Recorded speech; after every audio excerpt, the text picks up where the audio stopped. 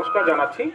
আমরা মাদারিহাট বন বিভাগের পক্ষ থেকে আসছি আপনাদের বন এবং বন্যপ্রাণী সংঘাত যেটা হচ্ছে রিসেন্টলি এবং পূর্বকালেও হয়েছে, সেটা নিয়ে আমরা আপনাদের কিছু অ্যাওয়ার করতে আসছি,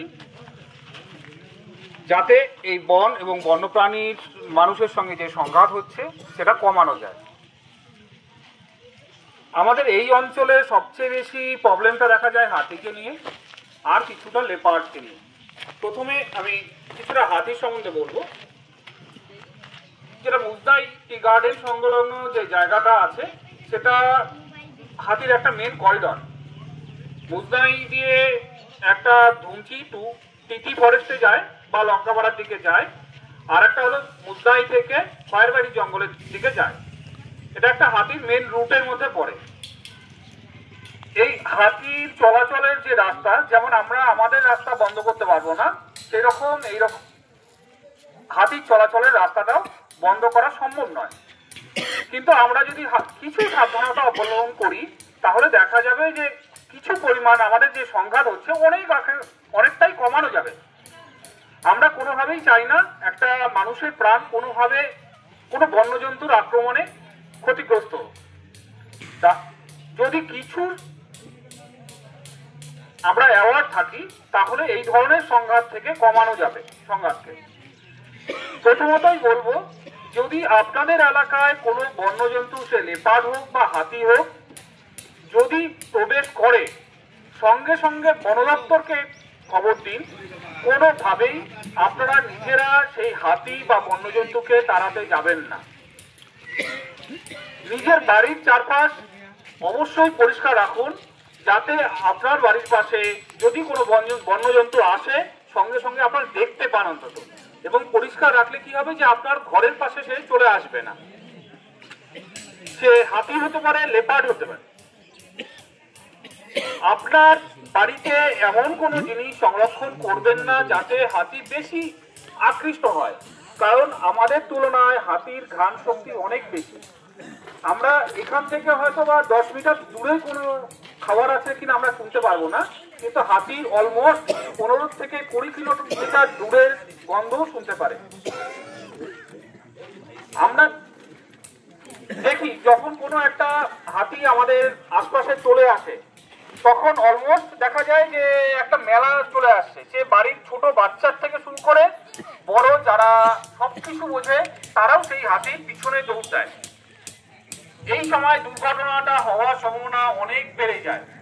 যেমন 2 দিন আগেও একটা ঘটনা ঘটে গেল রামধুরা টি গার্ডেনে, যে হাতি লেবার লাইনের পাশাপাশি চলে আসলো। সেই সময় বাড়ির থেকে সবাই বেরিয়ে সেই হাতির পিছনে চলে যায় এবং তার থেকে হাতিটা দৌড়ে এসে একজনকে আহত করে এবং একজনের প্রাণ চলে যায়।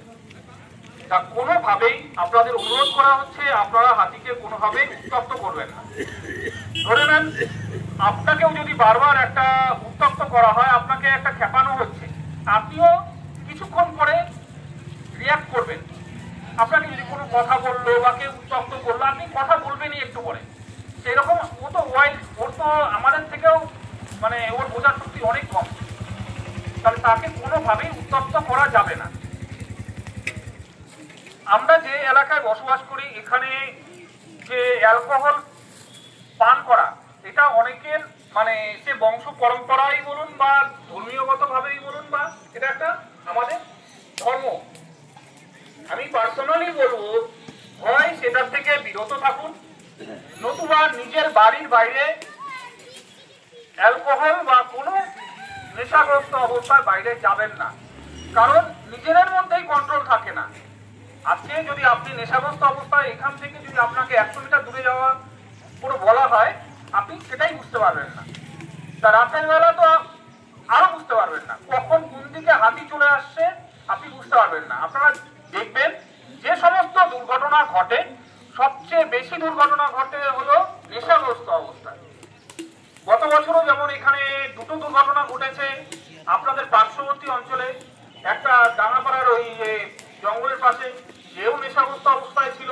আবার একটা এই যে আপনাদের এখানে ফুটবল খেলা দেখে ফেরার পথে, সেও নেশাগ্রস্ত অবস্থায় ছিল। সবচেয়ে বেশি দুর্ঘটনা ঘটে এই কারণে।